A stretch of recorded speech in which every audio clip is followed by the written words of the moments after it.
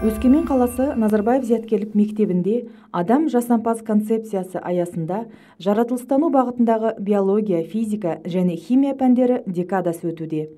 Декада барысында табиғат пен үйлесімді өмір сүр тақырыбында көптеген шаралар жоспарланған. 2022 жылғы 11 ақпанда физика пәнінің мұғалімі, әдістемелік бірлестіктің жетекшісі, PhD доктор Айдын Елеусизевич Түсіпжановпен даналық бейсенбі жобасында кездесу өтті. Оған 8 сынып оқушылары қатысты.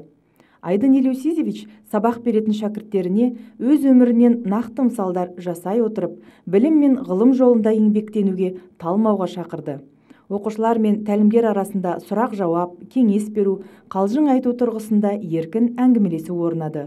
Шара соңында шәкірттерден алғыстар да айтылды.